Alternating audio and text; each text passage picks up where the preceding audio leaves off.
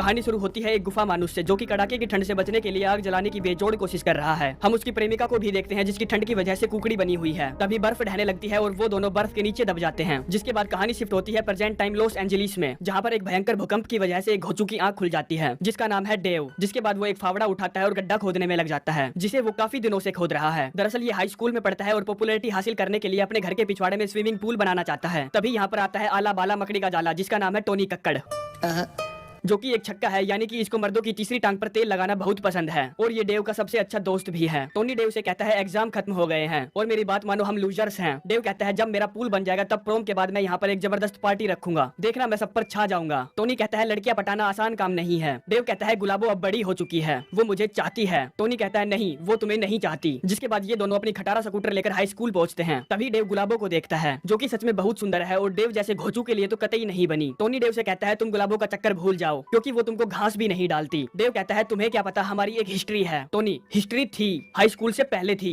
तब वो तुम्हारी गर्लफ्रेंड बन सकती थी। डेव लेकिन तब वो जवान नहीं हुई थी, यानी कि वो उस समय दूसरी तीसरी क्लास में थी। इसका मतलब ये हुआ कि ये साला तब से ही उसके पीछे पड़ा हुआ है। हम गुलाबो को देखते हैं जो कि हाई स्कूल के सबसे हैंडसम लड़के किरोड़ी के साथ मजे कर रही है। टोनी कहता है उसका 18 इंच का घोड़ा है और तुम्हारा सिर्फ 4 इंच का। उसका बैंक बैलेंस भी तुमसे बहुत बड़ा है। ये देख और सुनकर डेव के पिछवाड़े में आग लग जाती है। जिसके बाद ये लोग क्लास में पहुंचते हैं, जहाँ पर टीचर उन्हें अंडरग्राउंड ग्लेशियर के बारे में समझाता है। हम डेव को देखते हैं जो कि क्लास में ध्यान न देकर गुलाबो पर लाइन मारने में लगा हुआ है। गुलाबो उसको हाई करती है, तभी किरोड़ी कबाब में हड्डी बन जाता है। स्कूल खत्म हो जाने के बाद डेव अपने घर पहुंचकर फावड़ा उठाकर स्विमिंग पूल खोदने में लग जाता है, जहाँ पर उसे एक प्राचीन कटोरा मिलता है जो कि पूरे $500 का बिकेगा। तभी वहाँ पर भूकंप आने लगता है, जिसकी वजह से टोनी के हाथ से वो कटोरा छूट जाता है। डेव उस कटोरे को पकड़ने के लिए एक लंबी जंप लेता है और उसे पकड़ लेता है। तभी उसकी नजर अपने नीचे पड़ी सख्त सी चीज पर पड़ती है, जो कि एक बड़ा सा बर्फ का गोला था, जो भूकंप की वजह से ऊपर आ गया था। वो मिट्टी हटाकर उसके अंदर झांकता है, कहता है हमारे घर के पिछवाड़े में एक आदमी दफन है। जिसके बाद वो दोनों वहाँ से डरकर भाग जाते हैं और अपनी मोम को बताने की कोशिश करते हैं, लेकिन मोम को इन दोनों लल्लुओं की बात में कोई इंटरेस्ट नहीं है, इसीलिए वो इनकी बात पर कोई गौर नहीं करती। जिसके बाद वो फिर से उसके नजदीक जाते हैं। डेव कहता है हम इससे पॉपुलर हो सकते हैं या फिर बहुत सारे पैसे कमा सकते हैं। जिसके बाद रात में वो उस बड़े से बर्फ के गोले को रस्सी से बांधकर गड्ढे से बाहर निकालते हैं। डेव उसकी फोटोज खींचता है, वो दोनों उसे अपने स्टोर रूम में ले आते हैं। डेव फिर से उसकी फोटोज खींचता है और टोनी से कहता है तुम इसके बारे में किसी से नहीं बताओगे। अगले दिन हम डेव को स्कूल में देखते हैं। वो गुलाबो के पास पहुंचता है और उसे इम्प्रेस करने के लिए कहता है मुझे एक गुफा मानुस मिला है। जिस पर गुलाबो कहती है मुझे किसी गुफा मानुस में कोई इंटरेस्ट नहीं है। जिसके बाद किरोड़ी डेव के पास आता है, कहता है मैंने तुमसे उससे दूर रहने के लिए कहा था ना गधे कहीं के। किरोड़ी उसे स्कूल के हॉल में नोटिस बोर्ड पर टांग देता है। बाद में स्टूडेंट जब अपने क्लासरूम से बाहर निकलते हैं तो उसका बहुत मजाक बनाते हैं। दूसरी तरफ हम डेव के स्टोर रूम में देखते हैं, जहाँ पर वो बर्फ के गोले के चारों तरफ बड़े बड़े गर्म हीटर लगा कर आया है, जिसकी वजह से बर्फ पिघलने लगती है और गुफा मानुस बाहर आ जाता है। ये वही गुफा मानुस है जो कहानी की शुरुआत में ठंड से बचने के लिए आग जलाने की बेजोड़ कोशिश कर रहा था। वो इधर उधर देखता है और स्टोर रूम से बाहर निकलता है। उसे पानी की प्यास लगी थी तो वो नाली से पानी पीता है, लेकिन उसे नाली के पानी का स्वाद पसंद नहीं आता। तभी वहाँ पर कचरा उठाने वाला एक बड़ा सा ट्रक आता है, जिससे वो एक बड़ा सा जंगली जानवर समझकर उस पर हमला कर देता है और जब उसको कोई नुकसान नहीं पहुंचा पाता तो वहाँ से डरकर भाग जाता है। वो डेव के घर में घुसता है, जहाँ पर टीवी चल रहा था, जिसमें वो कुछ आधुनिक आदि मानवों को देखता है जो कि बीच पर झमाझम कर रहे थे। गुफा मानुस उनको एंजॉय करने लगता है। स्कूल के बाद डेव और टोनी अपने स्टोर रूम में पहुंचते हैं। डेव देखता है कि यहाँ पर तो कुछ नहीं है, सिर्फ पानी है और कहता है वो गुफा मानुस बर्फ के साथ पिघल गया।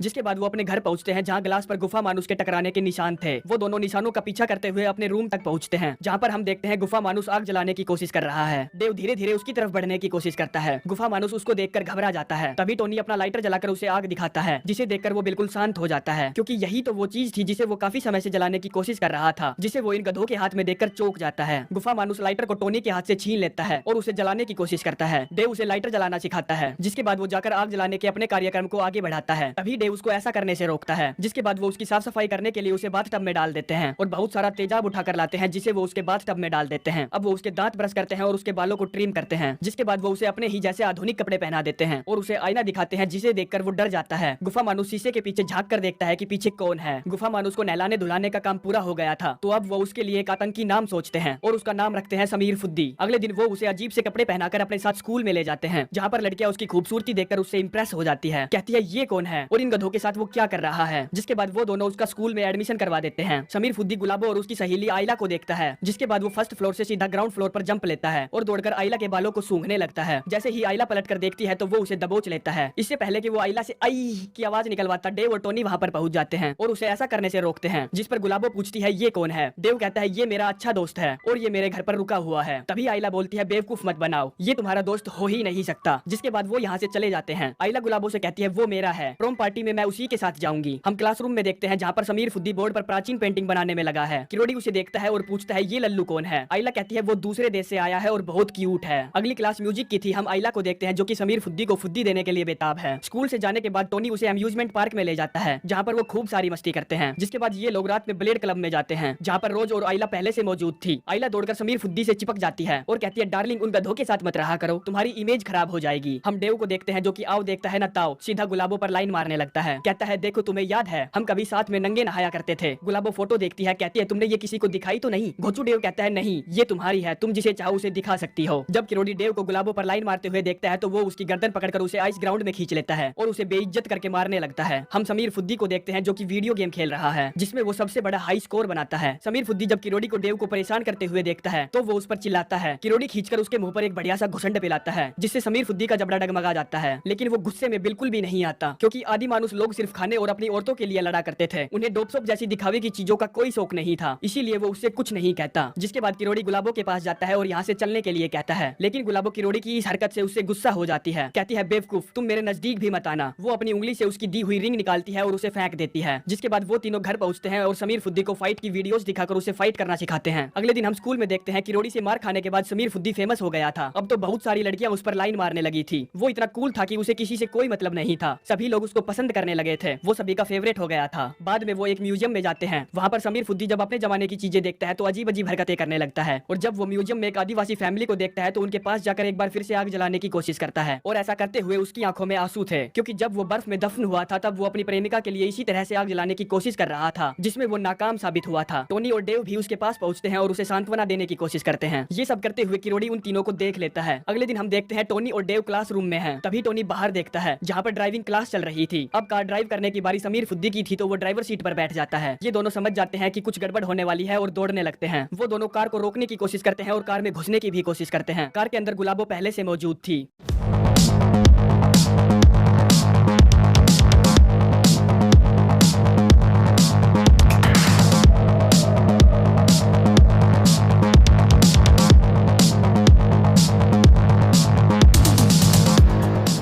कार से उतरकर समीर फुद्दी एक बार में चला जाता है। समीर फुद्दी के पीछे पीछे ये तीनों भी वहाँ अंदर चले जाते हैं। जब गुलाबो फुद्दी को डांस करते हुए देखती है तो डेव से भी डांस करने के लिए कहती है लेकिन वो मना कर देता है। जिसके बाद वो खुद ही जाकर फुद्दी के साथ डांस करने लगती है। तभी वहाँ पर पुलिस आ जाती है जिससे वो सारे वहाँ से भाग जाते हैं और गुलाबो को उसको घर छोड़ते हुए अपने घर चले जाते हैं जहाँ पर किरोड़ी पहले से ही गुलाबो का इंतजार कर रहा था। वो गुलाबो से पूछता है क्या तुम कल मेरे साथ प्रोम पार्टी में चलोगी। गुलाबो उसको बुरा भला कहती है और कहती है मैं तुम्हारे साथ प्रोम पार्टी में नहीं जाऊंगी। जिसके बाद वो अपने घर के अंदर चली जाती है। अब रात में ही डेव गुलाबो के पास कॉल करता है, पूछता है क्या तुम कल मेरे साथ प्रोम पार्टी में चलोगी। गुलाबो उसे मना कर देती है, कहती है नहीं मैं समीर फुद्दी के साथ जाना चाहती हूँ। ये बात सुनकर डेव को गुस्सा आ जाता है। गुलाबो कहती है ठीक है तो फिर हम सारे एक साथ चलेंगे। डेव कॉल काट देता है। डेव परेशान था तो उसको पूरी रात नींद नहीं आती। वो बस पूरी रात समीर फुद्दी को देखता रहता है और अगले दिन उसे कार में बैठाकर कहीं ले जाने लगता है। टोनी भी वहाँ आ जाता है और उसे रोकने की कोशिश करता है लेकिन वो नहीं रुकता। अपने घर से बहुत दूर जाने के बाद वो कार रोकता है और फुद्दी को उतारकर उसके हाथ में कुछ पैसे दे देता है। कहता है तुम अब यहाँ से चले जाओ क्योंकि यही अब तुम्हारे लिए ठीक रहेगा और मेरे लिए भी। दरअसल डेव की जली पड़ी थी क्योंकि फुद्दी इतना हैंडसम जो था और वो स्कूल में पॉपुलर भी था, जिससे वो लड़की यानी कि गुलाबो जिससे डेव प्यार करता था वो भी समीर फुद्दी को चाहने लगी थी। इसीलिए वो उसको यहाँ से भगा रहा था। जिसके बाद समीर फुद्दी चुपचाप यहाँ से जाने लगता है। तभी टोनी भी वहाँ पहुँच जाता है, पूछता है वो कहाँ जा रहा है। डेव कहता है वो यहाँ से जा रहा है क्योंकि मैं अब उसको हैंडल नहीं कर सकता। टोनी कहता है तुम हमेशा से ही उसका गलत फायदा उठा रहे थे ताकि तुम स्कूल में पॉपुलैरिटी हासिल कर सको। अब अगर वो तुम्हारे काम नहीं आया तो तुम उससे छुटकारा पा रहे हो। ये सब सुनकर डेव को गुस्सा आ जाता है और ये दोनों झगड़ने लगते हैं। तभी फुद्दी वापस आता है और इन दोनों का झगड़ा छुड़वाता है। डेव टोनी से और समीर फुद्दी से दोनों से माफी मांगता है, कहता है तुम कहीं नहीं जा रहे। जिसके बाद ये तीनों आपस में गले मिलते हैं। आगे वो घर पहुंच जाते हैं जहाँ पर डेव उसे अच्छे से कपड़े पहनाकर तैयार करता है। जिसके बाद गुलाबो भी वहाँ पहुंच जाती है। वो डेव से कहती है तुम अभी तक तैयार नहीं हुए। डेव कहता है नहीं मैं नहीं जा सकता। अब समीर फुद्दी भी वहाँ पर आ जाता है। डेव उन दोनों को खुशी खुशी विदा करता है। जिसके बाद टोनी और डेव अपने घर के पिछवाड़े बैठकर भयंकर ठंडी बियर पीते हैं। हम किरोड़ी को देखते हैं। जब से उसने समीर फुद्दी को म्यूजियम में देखा था तब से उसको दाल में कुछ काला लगता था। इसीलिए वो फुद्दी के बारे में जानकारी इकट्ठा करने के लिए डेव के घर पीछे की खिड़की से अंदर घुस जाता है जहाँ पर उसे डेव की खींची हुई फोटोज मिलती है जिनमें समीर फुद्दी आइसक्रीम से निकला था। तभी घर से डेव की सिस्टर की चिल्लाने की आवाज आती है। वो दोनों उठकर भागते हैं और देखते हैं किरोड़ी डेव के द्वारा खींची हुई समीर फुद्दू की फोटोज लेकर भाग रहा है। ये दोनों भी उसको फॉलो करने लगते हैं। हम देखते हैं किरोड़ी प्रोम पार्टी में पहुंच गया है। कहता है इसका नाम समीर फुद्दी नहीं है। ये सब हमसे झूठ बोलते आ रहे थे लेकिन मैंने पता लगा लिया है कि ये एक गुफा मानुस है। ये सुनकर सभी लोग जोर जोर से हंसने लगते हैं। कोई भी उसकी बातों पर यकीन नहीं करता। किरोड़ी सबको यकीन दिलाने के लिए फोटोज दिखाने लगता है। तभी डेव भी वहाँ पर पहुंच जाता है जिसकी वजह से वो फोटोज नीचे गिर जाते हैं। किरोड़ी डेव के मुंह पर एक बढ़िया सा घुसंड ठंड पिलाता है जिससे वो दूर जाकर गिरता है। ये सब देखकर समीर फुद्दी को इस बार गुस्सा आ जाता है और वो किरोड़ी की बढ़िया सी धुनाई करता है। गुलाबो वो सारी फोटोज देख लेती है और सब कुछ समझ जाती है, जिसके बाद पार्टी कंटिन्यू होती है। बाद में देव सभी को लेकर अपने घर पहुंचता है जहाँ पर वो खूब मस्ती करते हैं। हम देखते हैं गुलाबो ने एक बार फिर से अपना दल बदल लिया है। ये दोनों किस करने लगते हैं। बाद में टोनी और समीर फुद्दी शीशे पर वैसे ही टकराने के निशान देखते हैं जैसे समीर फुद्दी के टकराने से बने थे। वो दौड़कर ऊपर पहुंचते हैं। फुद्दी देखता है बाथ टब में उसकी प्रेमिका नहा रही है जो उसी के साथ उस गुफा में दब गई थी। आगे वो लोग उसे अच्छे से नहला धुलाकर बाल वगैरह ट्रिम करके उसे एक पटाखा बना देते हैं जो कि देखने में गुलाबों से भी ज्यादा खूबसूरत है। समीर फुद्दी बहुत खुश है और मैं भी बहुत खुश हूँ। इसी के साथ ये कहानी यहीं पर समाप्त होती है। तो चलते हैं, मिलते हैं नेक्स्ट वीडियो में। धन्यवाद।